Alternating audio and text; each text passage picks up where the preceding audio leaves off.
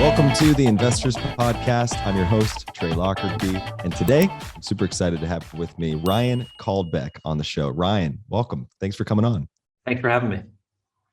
I am very excited about our discussion today, which is going to involve a lot of talk around not only your background and how you funded CircleUp, but crowdfunding in general and where this is all going. That's such an interesting space, and you have such a great background. So I wanted to kind of start there and learn a little bit about how you got your start, what led you to founding CircleUp, and how you got to where you are today.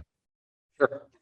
So I am from Vermont originally. Grew up there, went to college down at Duke. Out of college, went into consulting at BCG, and then business school at Stanford. And in business school, you kind of, it's a great opportunity to explore what you want to do. And I did not do that in business school. I went into business school with a mission, which was to get into growth equity. And that's exactly what I did. And there's a lot of incentives to do that, whether it's financial or, you've got a lot of encouragement from the Career Center and whatnot. And so I went into growth equity in 2005. And there were parts of it that I really liked, frankly. Did that for 6 years or so, almost 7 years. Really liked who I worked with, loved the team. The pay was phenomenal. Frankly, the hours were incredible. Not saying that I was the greatest investor in the world, but I was pretty darn good. And I did not have to work nearly the hours I did when I was CEO. But I just didn't feel like I was building what I wanted to build. I didn't think I was doing what I wanted to do. After the best days as a growth equity investor, whether that was like a huge bonus at the end of the year or a close deal or whatever, I never felt pride, never felt like I wanted to talk to my family or friends about what I was doing. I'd always change the subject. And after a lot of soul searching with my then girlfriend, now wife, kind of figured out like I want to try and build something that'll help others. And that's what led me to start CircleUp. Well, real quick about growth equity, there's a distinction here because you've got your venture capital, your growth equity, your private equity. You specifically chose growth instead of venture or even private equity at first. What led you to that? Is it just a certain market cap, check sizes you're writing? Is there a certain appeal for industry? What was the appeal of that space in particular? I think it'd be disingenuous for me to say like I had some grand understanding of that world, frankly. Had I probably would have gone for venture. I think first of all, the terms have changed over time, and that landscape's evolved quite a bit. But when I was doing it, private equity, a lot of leverage, much larger deals. Venture was almost at the time exclusively technology, certainly no leverage, typically companies that lost money, much more speculative than the growth equity deals. And again, those definitions have changed over time. For me, it was those were the best firms that I got offers at. That's it. There was not any other grand vision beyond that. So I wish that I had taken the time to do that. It's funny, we're kind of coming at this in opposite ways. I was an operator and have been and still am with aspirations to do more and more just investing down the road. You started as an investor and then became an operator. I'm kind of curious if there's an interesting point here about fulfillment, because I've heard, writing checks and those that side of the table, if you will, can be not that fulfilling because you're not the operator and you're not getting that experience. Is that what you were craving at the time, or was it not just? Was it about the actual product itself you wanted to see in the market, or a certain problem you were trying to solve for? What led you to the CircleUp, landing on that idea in particular? Some of the realizations that I'll talk about now were clarified over time after leaving growth equity and becoming a founder and CEO. Some of them I knew at the time, and some of them I knew, frankly, even before. So I guess it probably starts when I was kind of late high school, early college. I'm from, as I mentioned, Vermont originally, and JetBlue, the airline, moved into Burlington. And I remember reading an article in the newspaper talking about that. And the state, and certainly the area that I lived in, was incredibly excited that JetBlue was going to offer one-way flights to New York City for $50 or so, 25, $50. And it kind of like opened up this whole new world to the people that lived there of, wow, you can just go there. It doesn't take 7 hours to drive through the snow. You can just fly there, have a night, and fly back. And I remember thinking, like, what an amazing feeling it must be to create something like this, JetBlue, that creates so much joy for other people. And for many years, I thought, like, I don't care if it's a cardboard box company or a zipper company or whatever. Like, I just want to build something that helps others.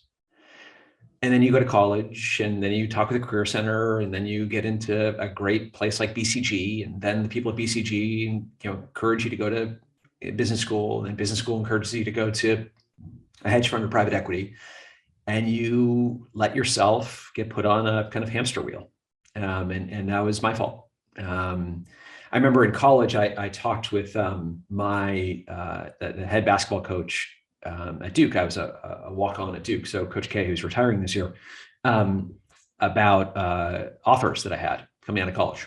I had an offer at McKinsey, Bain, and BCG, and I went to meet with him, and he said, "Well, what are you passionate about?" And I just in the moment, I remember where I was sitting when he said this, and I was like, "Ah." I didn't roll my eyes in front of him, but like in my head, I rolled my eyes, like thinking, like, Coach, you're lucky that you get to work on what you're passionate about. Like, I have to put food on the table. I need to get a job, and I think it should be a good job. So, like, we got to pick, here are the options. And it took me more than a decade to understand what I think he was saying, which is like, you're talented enough. And I think this is true for the vast majority of people. Like, find something that gives you passion that you want to think about on a Saturday night, or on in the shower in the morning, that you just, obsess over. And that was not private equity for me. It was not consulting for me. I'm not sure that Coach K is like uber passionate about basketball. I think he's passionate about building teams and creating something that's bigger than himself and bigger than the players only. And I missed that concept of finding like the root passion for me. And so had I taken the time to take a few steps, like, I would have understood, like, at the time I was passionate about basketball, but had I really thought about it, like, I wasn't really passionate about basketball. It was like, how cool is it when you can come together with other people to try and accomplish a goal, to climb a mountain together? I loved when I had leadership roles on different teams. I loved talking to teams. I loved being a leader. Those are things that, like, are not skills that are really utilized in growth equity, to be frank. You don't really have much of a team, and you're not really looked upon to stand in front and rally the troops to climb a mountain in the same way. And so it took me a long time, and frankly, took me being successful as a growth equity investor to realize that I didn't like it. Had I failed, I think I would have continuously tried to, like, push, like, okay, I just got to get better at this. Then I'll like it. Then I'll like it. And the problem was, like, my last couple of years, it went very well, and I still was unhappy. And I had some phenomenal years that, like, I left each kind of conversation or closed deal thinking, like, meh, I don't really care. And it's true. I loved the CEOs that I worked with, loved my team. But in terms of, like, the accomplishments, I didn't feel much satisfaction, much intrinsic satisfaction from that. Well, that Coach K piece is incredibly interesting. Didn't come up in my research, but I'm filled with questions around that and what you learned from him. Not only, finding what you're passionate about, but oftentimes when you go off and you found your own company, you become the leader, not everyone is equipped or even aware that they need to graduate into being a leader of a company. Oftentimes when you're founding something, it's just you, and that's all you're worried about is getting this product out. But as you grow and scale a team, that becomes more and more important. So I'm wondering, were you a natural born leader, or were there tips and tricks you learned under Coach K that even applied to your business later on? I don't know. I think it'd be um, probably arrogant or whatnot to say I was a natural born leader. I can say that I was always interested in it and drawn to it. Whether or not I was good at it, or I'm good at it today is a different question. But like, I remember in grade school, teachers asking me to lead different things that seemed very unique and out of the ordinary. And in hindsight, I think complementary and were awesome opportunities. Or captains of different teams, or being just asked to step up in different ways. I loved it. I still do. I love that opportunity. And I also learned a lot from Coach K. To be frank, like I don't usually like the analogies of sports and business. I don't think that they, sometimes they work, like the concept of like an organization being more like a professional sports team than a family, I think makes a lot of sense. But, a lot of the tactics that coaches use in sports teams cannot be used in a business setting. You can't scream at your team. You can't swear repeatedly at your team. You can have an engineer who can quit and can get a job at Google the next day. That's a different sort of interaction and relationship than exists, at least when I was playing college basketball, where if you transferred, you have to sit out a year. So there's some things that don't transfer over to business, and there's a lot that does, particularly around helping to understand motivations, to help people and help recruit people and help people buy in on a common mission to be a part of something bigger than themselves. I was at a dinner with some C-level executives from JP Morgan right before COVID. And we talked a lot about, with some other fintech executives, like the concept of what leads great talent to go to, a startup. And one of the things I talked about was like intrinsic motivation, intrinsic benefits, meaning the opportunity to grow, the opportunity to help build something, the opportunity to have a seat at the table, the opportunity to I feel like you're in the game. Coach K was amazing at doing that. I was a manager my first year, which means I swept the floor, made Gatorade, and I was a walk-on my last 3 years. And you feel like what you're doing, and this is going to sound like a joke, and I really don't mean it to be, he makes you feel, when you're the one holding the marker to hand to him in a huddle, I will tell you, you feel like the most important person in the world. And if you screw up taking off that cap of the marker, and this is not a joke, like you think about it for days, or sweeping the floor or the Gatorade you're making. He just has an uncanny ability to make you feel like your job is important. And I think that lesson is something that I tried to do a lot with the team when I was CEO. Another one is just the importance of clear communication, of getting everyone on the same page. He did that in an extraordinarily effective way, making sure that everyone was rowing in the same direction. Communicating with urgency and directness, and looking each other in the eye and having hard conversations and being willing to hold each other accountable. Those were all things that, and many, many more things that he taught me that I've tried to build on as a leader. Now, I'm not trying to compare myself to Coach K at all, but I certainly, he gave me a North Star to strive for. Well, sure. I mean, not everyone gets that kind of mentorship, especially from someone like him, even directly or indirectly, as you kind of mentioned. Do you ever go to his adult summer camp? It's so funny you say that, because I'm on a text thread with our 2001 team, and I've talked about it with teammates a lot. I never have. I've always felt a little bit self-conscious about that. I just, other teammates who I love and we love spending time together outside of that environment, those are guys that played in the NBA. And so when they show up to coach people that are paying tens of thousands of dollars to be at that camp, I think the people paying that money appreciate being coached by them. I've always self-conscious about how excited they'd be to be coached by me in that situation. So I have not, and I don't know, kind of regret that. All right. So going back to CircleUp, which is the company you founded after coming out of the growth equity space, was there an opportunity there that you, I guess better asked is, what was the opportunity that you saw that you said, I'm going to leave this private equity or this growth equity industry and go in on this and solve this problem? Well, the first and most important opportunity is I wanted to build something that had an impact on other people. And so if it wasn't going to be CircleUp, it was going to be something else. I wanted to, going through an exercise with my, again, then girlfriend, now wife, Kim, she kind of helped me over the series of several weeks on Saturdays, draw out what did I care about? What did I love? What did I feel passionate about? What did I not like?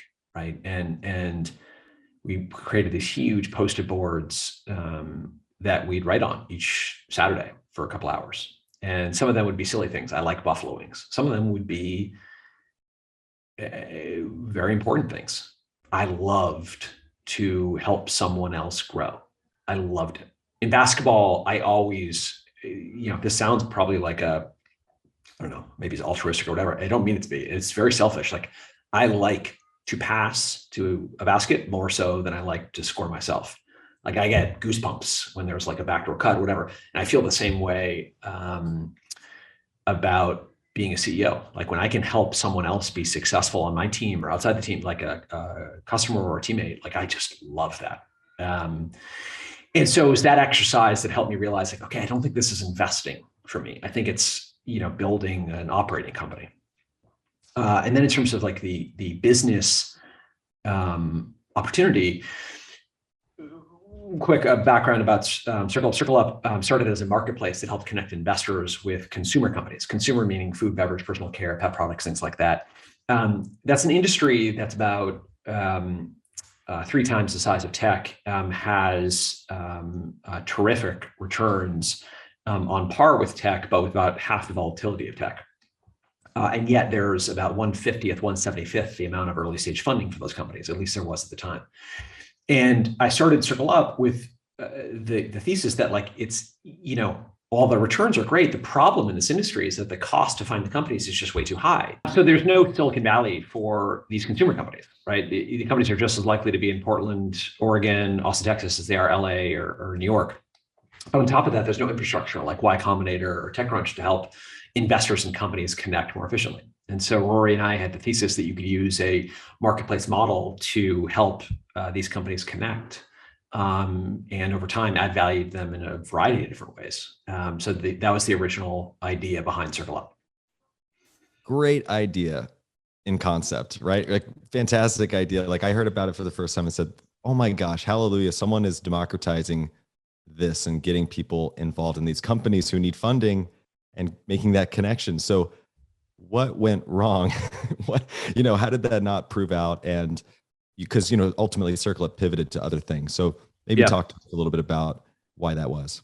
Yeah. So we pivoted after about 5.5 years or so, 5 years, to another model, which I'll talk about in a second. I think it depends.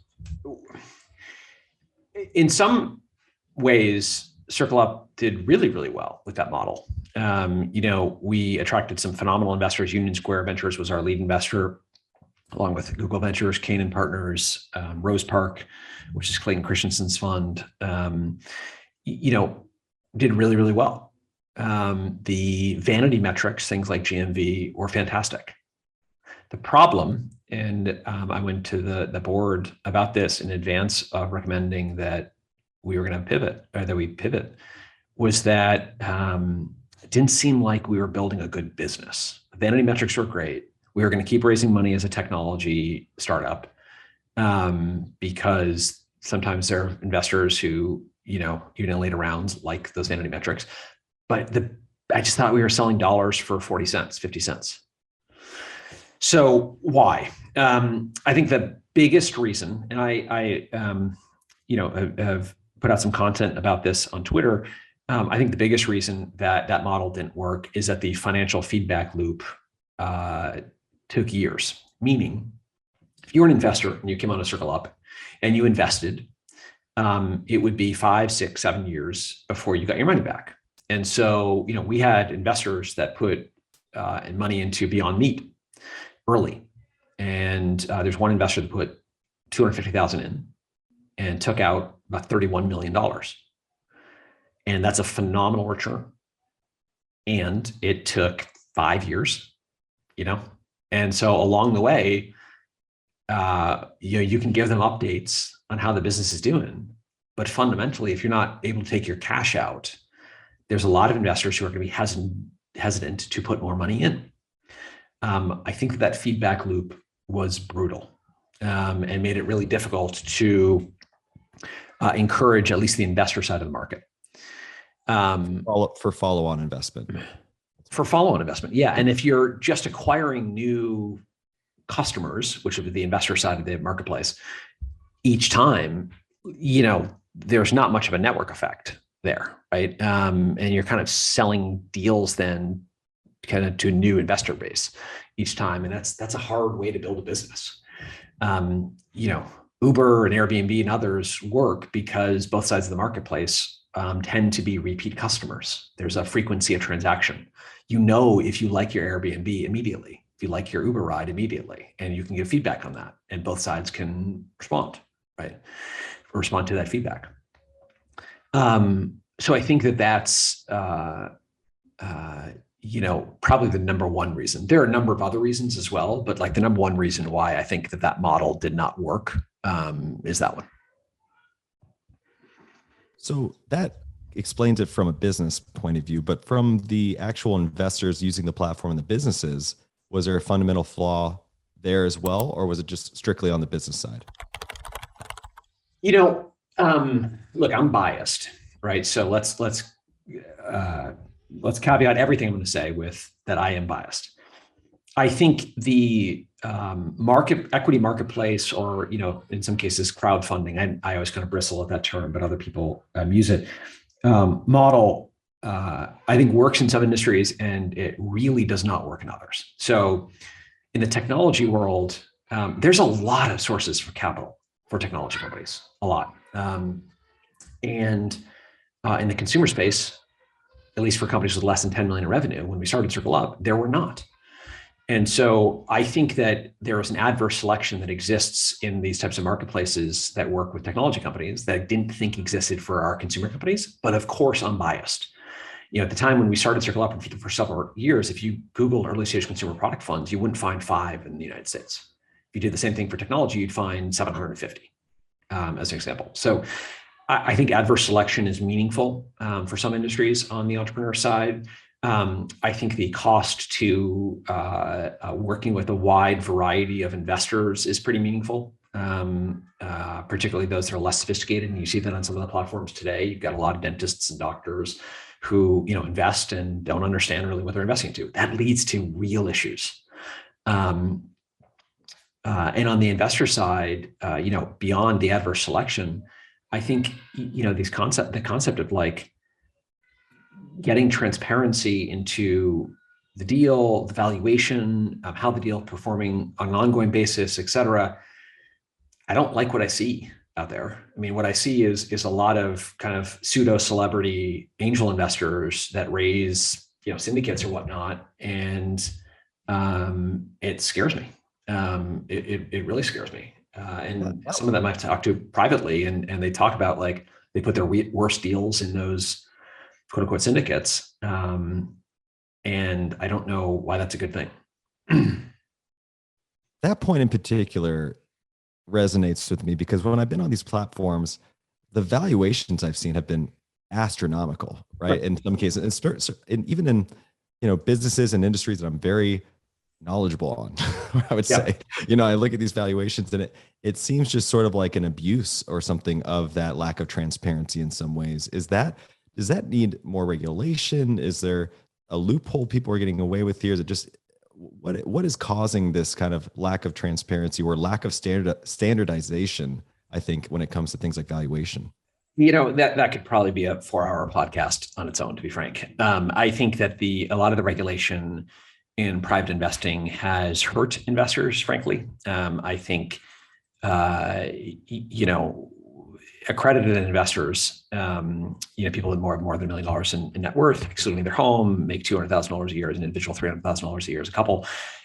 Those are investors that have access to be able to invest in private deals, whether those VC funds, hedge funds, or individual deals. And that allows them to be wealthier, right? The rich get richer.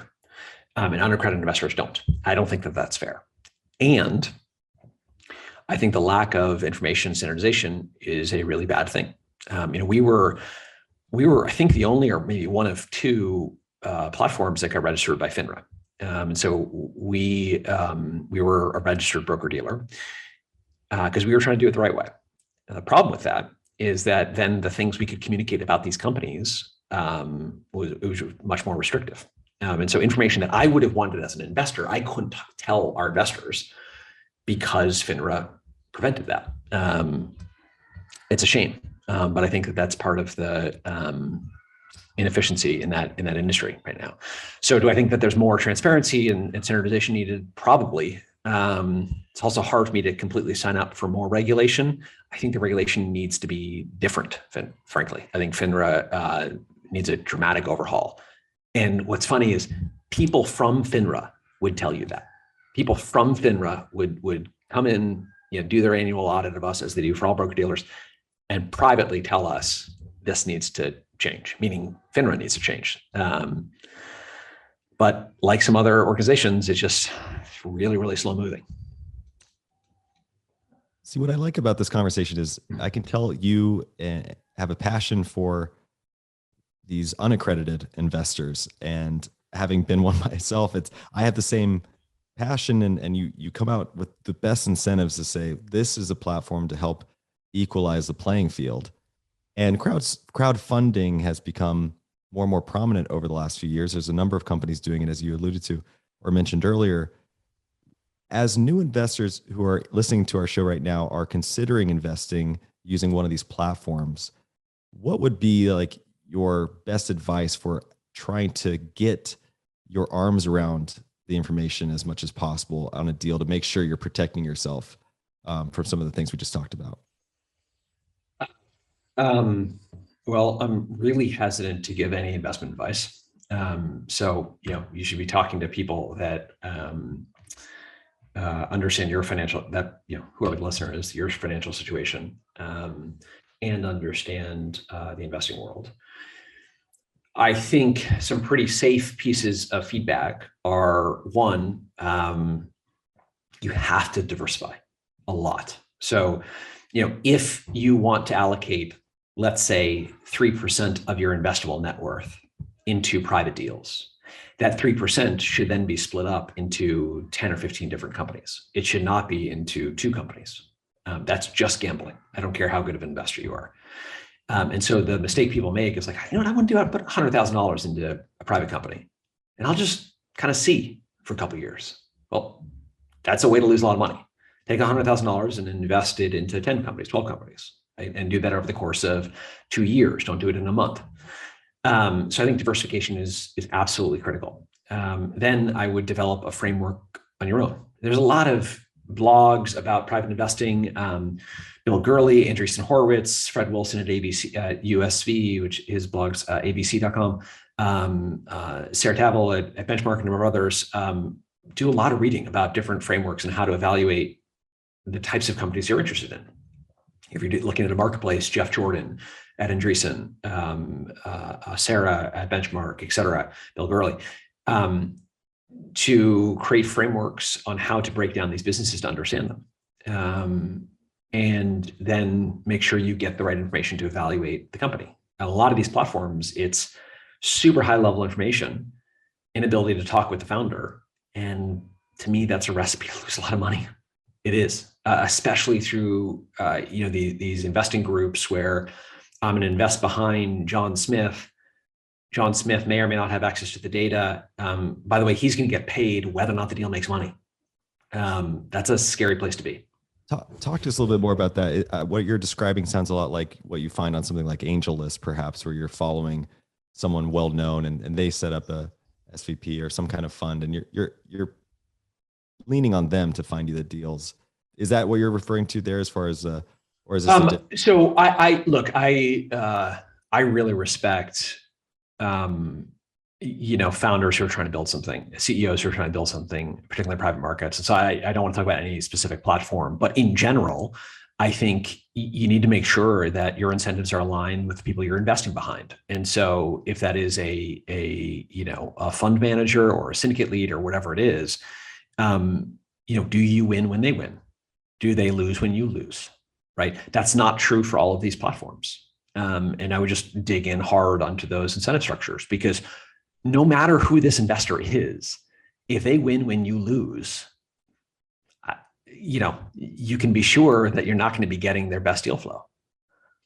And that's just because they're getting some type of advisory shares. Just might be. Yeah, they might be. Yeah. I just think it's something important to dig into. Look, I think it's possible to make good investments on these platforms. I think it just requires a level of sophistication and work that not all investors are willing to put in. And especially when it comes to like a technology name that seems to be hot.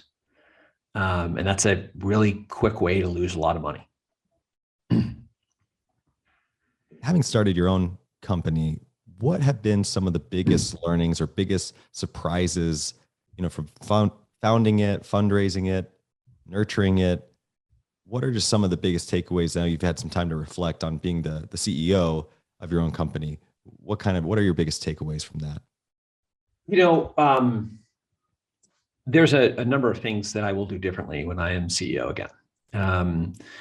The first thing you mentioned was funding or fundraising. I, in general, was incredibly fortunate with the investors that we raised money from. I mean, some of the best investors in the world. I mentioned some of them, also TPG, Temasek, a number of others. So by and large, I felt really fortunate, really lucky. And we had one or two difficult experiences too. And I think what I learned from both those is that the importance of aligning on mission and vision is not just motherhood and apple pie. Companies, particularly startups, pivot, they change direction. They have to change direction.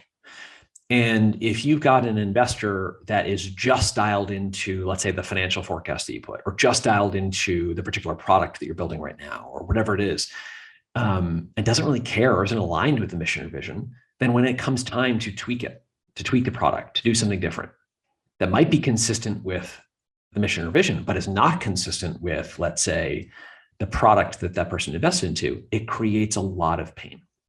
So getting alignment upfront on, does this person care about the mission vision? Why do they care? What does this mean for them? If we have to pivot the company, but we stay consistent with the mission vision, what does that mean?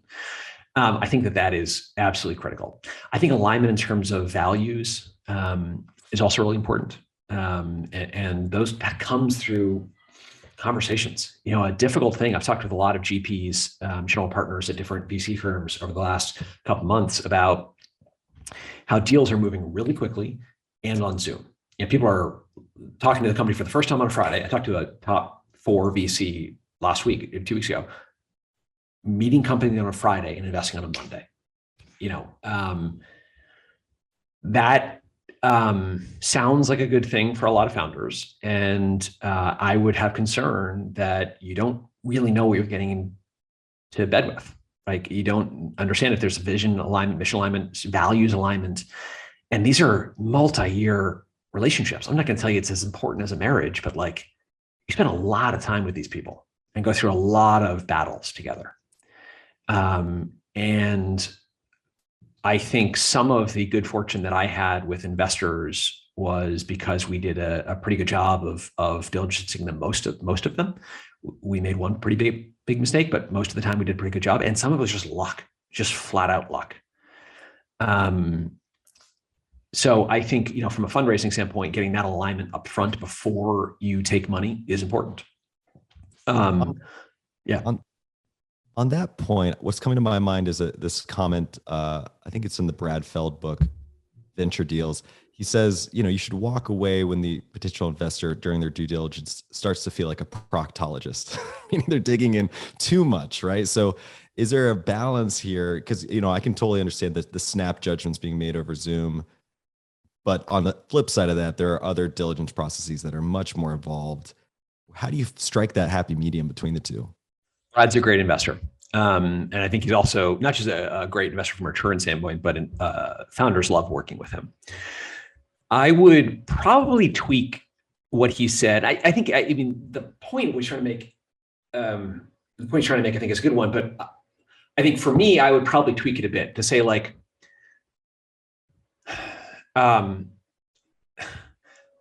proctologists serve a good role in the world. And I'm not trying to be funny, like they serve a good role, right?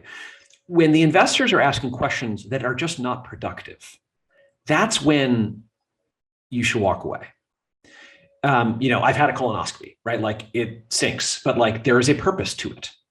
And diligence, I really liked when it was tough and asked really hard but great questions. Then when there's diligence where the investor is asking just irrelevant questions, just things that have nothing to do with the strength of our business, that, but really detailed, droning on about just stuff that doesn't matter, that's when you should be scared as a founder. It's so easy for me to sit here in Silicon Valley and the fortune and privilege that I have and talk about walking away from an investor. There's a lot of entrepreneurs who cannot do that. It's not easy to raise money for a lot of founders. I would just offer up that sometimes it is worse to raise that money than it is to not. There are some investors who are going to be willing to give you money and will make your life a living hell. And not taking their money, even if it means the company didn't work out or you have to take it on worse terms or something else, could end up being a better thing. So the proctologist analogy, I know what he's trying to do. I think I just kind of tweak it a little bit to say like, when they're asking really detailed, unimportant questions and focusing on the wrong issues, that's only going to get worse. And it's going to suck up a lot of your time and be frustrating. And that frustration is going to shine through and you're going to spiral into a bad relationship with that investor. I love that nuance. I think that's fantastic. I heard some interesting advice the other day, which was basically something along the lines of you can have great terms and you can have a great price, but you can't have both. And if you were given the choice, you would take the terms over the price. I'm wondering if you, just hearing that, what your general knee-jerk reaction takeaway would be if you agree with that statement or sentiment at all. Oh, like if you were forced, I mean, obviously you don't have to only pick one, but you're saying if you had to pick one, yeah, I'd pick great terms over price. Yes, for sure. Price, I'm so glad that I'm not an active investor when I'm saying this. I do some angel investing, but I mean, on behalf of an institution, like I just genuinely think price is vastly overrated. If your company is successful, you're going to make a lot of money. And so like, it might be the difference between, three homes and four, but like you're going to make a lot of money if your company is successful. Terms will make life very difficult. Bad terms will make, a poor valuation rarely does. You might end up with too little of the company, but usually good boards will give you more. They'll give you follow-on grants, and I've written about that publicly in terms of CEO compensation. But terms are really hard to reverse and tend to compound in terms of the problems that they create over time. As future investors come in, they either take the exact same terms or they sometimes make them worse, and that gets difficult. Now, is there some nuance there? I'm curious because I was thinking about Warren Buffett just now. Our friend Brent Beshore had dinner with him once and was really pressing him on, this handshaky kind of way he does deals and somewhat seemingly lack of due diligence. And I guess Warren said, price is my due diligence. Meaning, you really lowballs or get something super cheap and that's his protection long-term. So I'm wondering, that makes a little bit more sense to me innately, just maybe in public markets or something where it's a little bit not so new or nascent, like a venture deal. But I'm curious if that resonates with you. Well, a couple thoughts. One, Warren Buffett's a better investor than I am. So if you get a chance, listen to Warren, not me. Two, I'm talking about it on behalf of founders. I'm not talking about it on behalf of investors. Three, he is a public guy, right? He's not a private guy. Now, there have been some interesting examples that I'm thinking of where he did care a lot about terms. In the '08 financial crisis, when he invested into Goldman, he did not get just a good price. He got great terms too. I forget what those were. I knew it at one point, but like it was the terms are what made the deal attractive, in a lot of different scenarios. So, in the public markets, yeah, I understand like price matters, or even like late stage privates. Price is probably more important, but for entrepreneurs and startups, I think the terms are more important. Curious really quickly about the way you compose your board at CircleUp. Were they all investors in the space? Did you recruit anyone who wasn't an investor to join the board? And if so, what was the profile you were looking for that kind of guidance? We've had there are a number of things that I will do differently next time I'm CEO. And one of them is I will look more actively for independent board members. So we have had two over the past 10 years at CircleUp. One is the current CEO of Lending Club, Scott Sanborn, and the other is a phenomenal investor at Bridgewater. And both, I wish that we had always had one, but it takes time to get that. It's a bit like finding a therapist, frankly. There have been years where I knew I needed a therapist, but it's a 30-hour investment to find it. And it's just really hard to justify that. And so I'm doing it now, right, when I'm not CEO today, so that it pays dividends, throughout, whether I'm a CEO or not. And an independent board member takes a long time to get. So we have had it, and I wish we did it more. The other board members that we had were the investors that led the various rounds. So Union Square was on our board, Keenan was on our board, or is on our board. They both are. Rose Park Advisors is on our board. And then we stopped giving board seats after the Series C or so. And that board has been fantastic for us. You mentioned when you're CEO again. I'd like to kind of talk about what it looks like for Ryan Caldbeck to be CEO again, what that venture would look like, and how you would be different. So I am, at the beginning of this year, I was kind of 50-50 if I wanted to be an investor next or an operator. Now I am positive I will be an operator next. Eventually I'll probably be an investor again, but I want to be an operator again. I love leading. I love building. I love creating a team, creating a culture. I love the things that go into that. I am thinking a lot about, does that mean I want to join something as like a CEO, COO, or do I want to start something?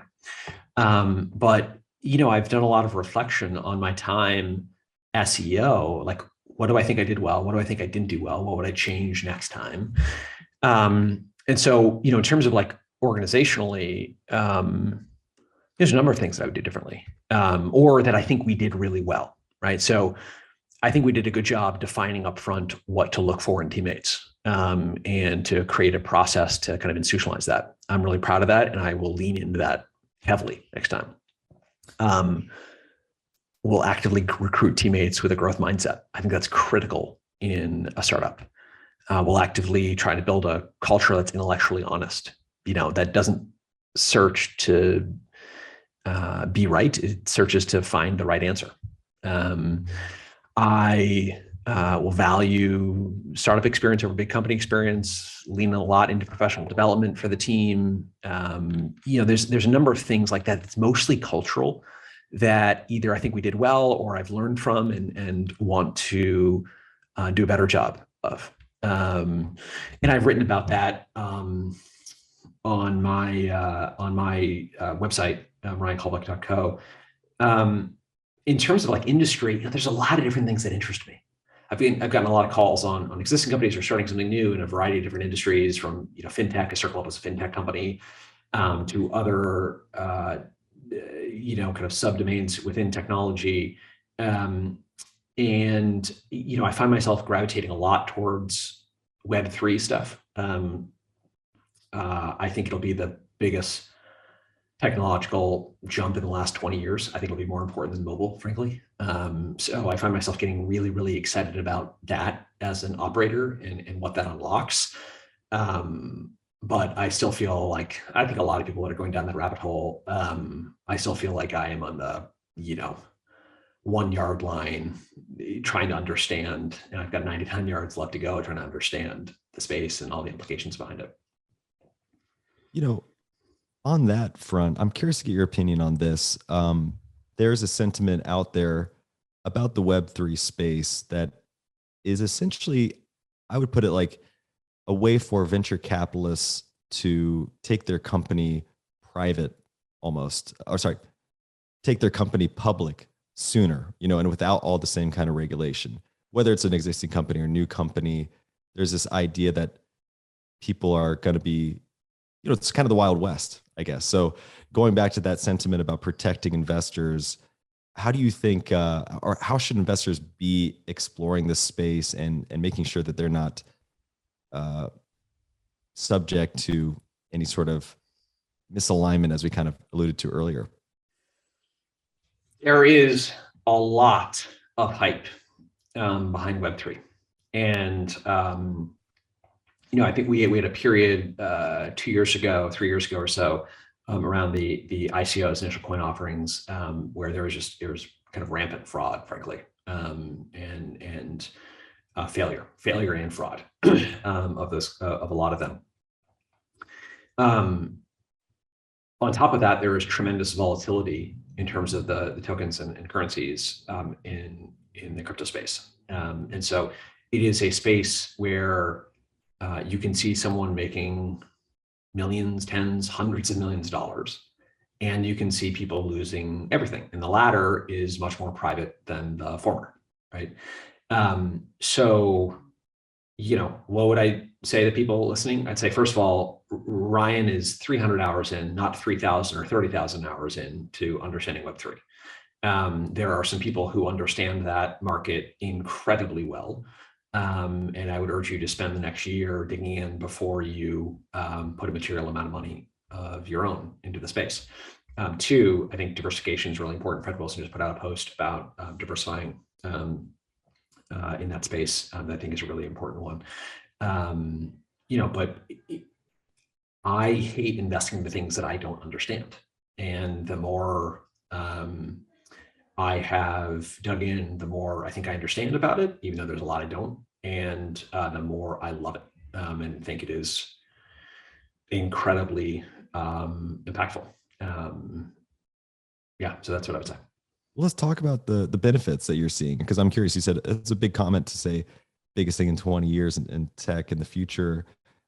What does that future look like? What are the benefits, I guess, is the best way to frame it. Someone tweeted, and I wish I could remember who, because I want to give this person credit. Web 1, which is kind of up to the early 2000s, was the write period. You would read things on the internet, on a website. Web 2, which is Google, Facebook, Amazon, etc., was read write, meaning you could also create content yourself. This is sounding like a Greg Eisenberg tweet. Does that sound maybe? Okay. And then Web 3 is read, write, own. So it gives people the opportunity to participate in the value that they are creating. More than a few people have commented that if you are using a product and you're not paying for it, you are the product, right? And your data is being sold, et cetera. And there's been a lot of bad things that have come out of that, and some good things, but some bad things that come out of that. As the Social Dilemma, the movie, would talk about. When you think of an example, or a company like Uber or Airbnb, for the market participants to own a piece of the market through tokens, as an example, if those companies were set up as DAOs, that incentivizes them to help the market grow in ways that they are not only not incentivized, but in some ways perhaps even disincentivized to do in the current structure. I think that's a game changer. I think it accentuates network effects. So I think it's one of several different advantages, or many different advantages to this concept of a DAO in that case.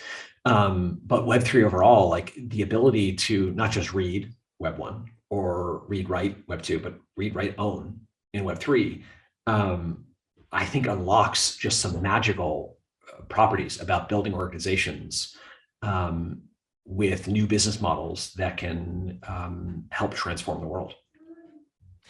I'd love to get your take on, speaking of DAOs, there was a recent one called Constitution DAO, Yep. where they were literally trying to fundraise and buy a copy of the Constitution from Sotheby's or some auction. When I was looking into that, I noticed that, by buying a stake in the DAO, you weren't actually getting any equity of the actual constitutional document itself. You were getting these government rights or governance rights. So, you could vote on where the document is stored, or there's a few other examples they listed, and admittedly very well and I would say very transparently written on the website of the company. So they were being very forthright with what you're getting when you put money into the space. But I think that there were a lot of folks on Twitter or wherever getting involved, thinking they're going to buy this and own a piece of this document. And when that document sells again, they're going to get some money from that. But that didn't seem to be the case, that as far as I understood it. So if you know more about this subject than me, I'm curious to know, because this is the only example I know yet of a DAO and how it works. And that seemed like a little bit of a misalignment or something that wasn't maybe what it appeared on the surface. But what's your take on it? Yeah, that was happening during a week or a period when I was when my family and I were visiting my parents. So I'll be frank with you and say I was a lot less in tune with that than I would have liked to admit. But in general, I think you identified one of the incredible benefits of DAOs and one of the early complications. So incredible benefit of them is that they are extremely transparent, both in terms of how they are designed, right? The code is out there for anyone to see. And in terms of culture. I'm a part of a couple different Discord servers and some other groups that are actively talking about Web3 and in particular DAOs. And a common kind of piece of feedback about a DAOs that we're evaluating is around the importance of transparency, to understand who is the team, where do they come from, what are the rules of this DAO. And so while a lot of that is just structurally in there, there's also like a demand culturally for them to be transparent, which I think is great. And I think the Constitution DAO was transparent. And there are also people who will make snap decisions without trying to understand them, right? So when you can put $25 in or $100 into the Constitution DAO, and it requires a fair amount of work to understand whether or not you are actually getting a piece of the DAO, or of the Constitution, there will be a lot, and there were some people that just said, I'm not going to do the work, not going to try and understand this.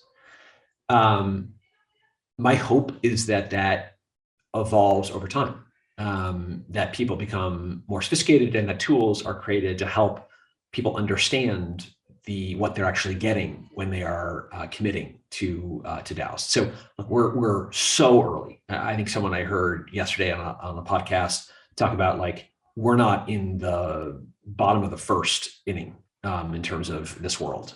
So I think that there's a lot to understand, but just fundamentally what blockchain technology can do and what some of the other innovations over the last several years have allowed us to do, not just in terms of moving money, but in terms of creating smart contracts and organizational structures that allow new business models to form, I think is incredibly powerful and gets me really excited. So having been at the top of a company, you know what it's like to run a large organization.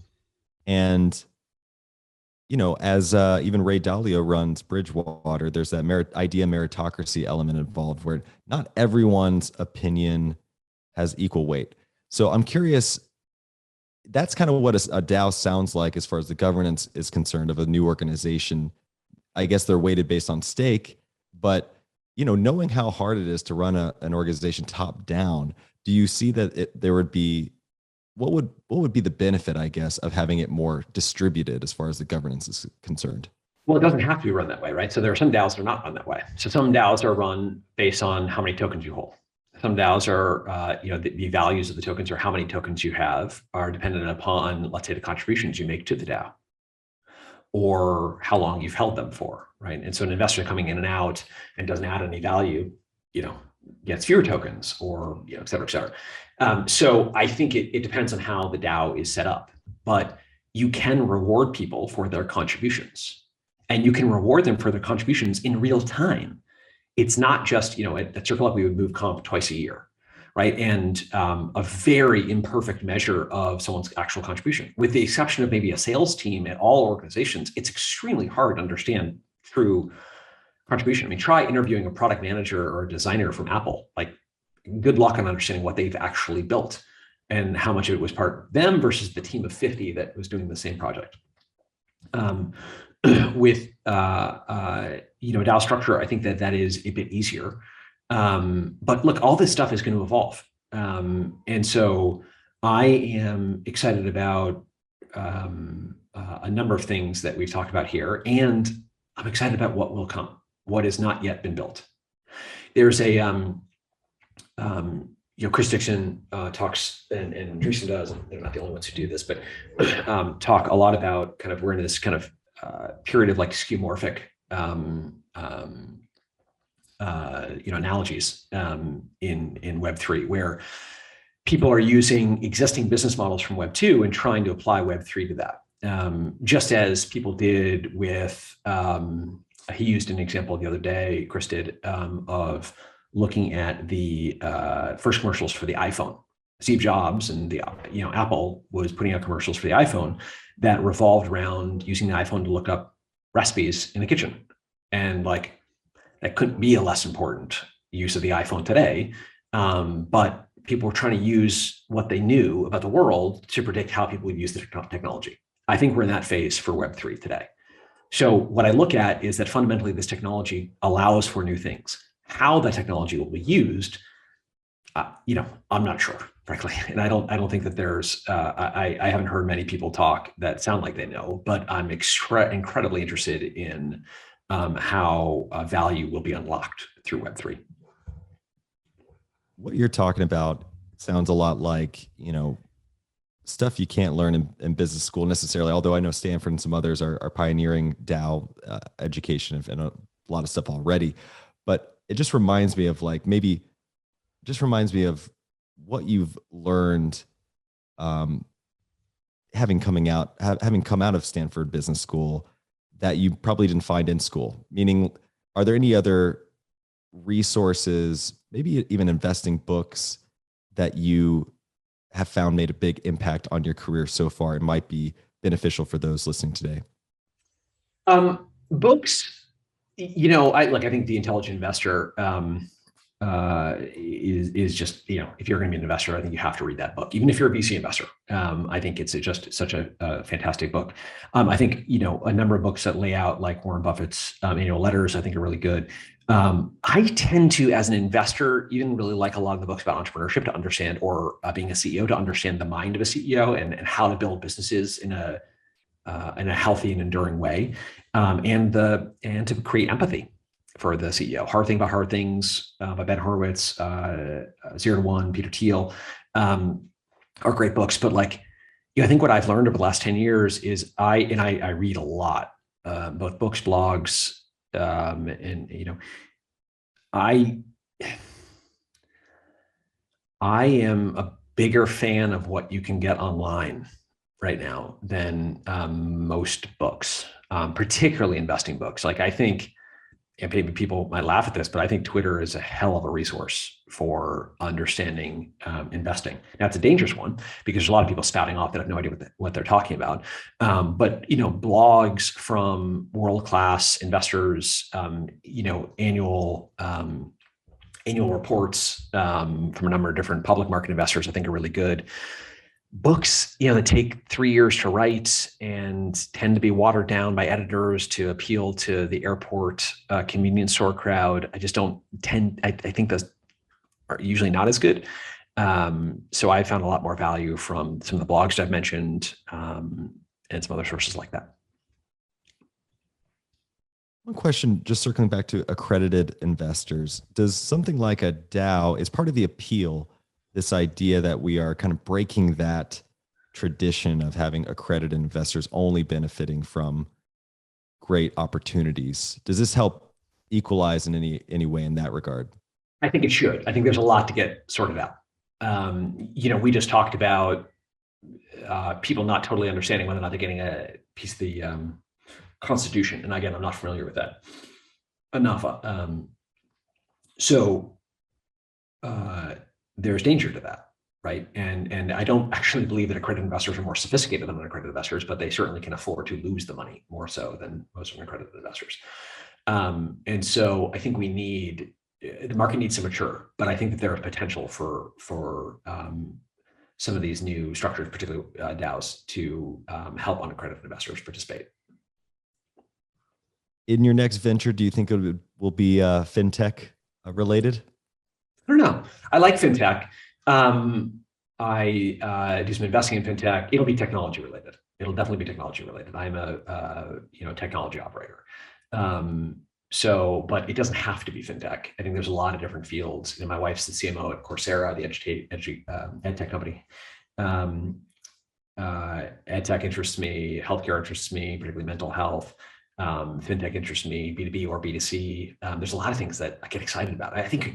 I just think we live in such an exciting time. I mean, in the course of human history, when has there ever been as much innovation in a 10, 20-year span as what we're seeing right now? You look at the gold rush in 1840s or so, look at the Renaissance in Italy, but the innovation that's happening right now is so incredible. So to be able, you as a founder know this, to be able to participate and try and build something right now, God, what a gift to be able to talk to our kids and our grandkids about that in 30, 40 years. I don't know how long this period of innovation will last. I hope it lasts for a long time, but I just feel so lucky to be building right now versus 50 years ago.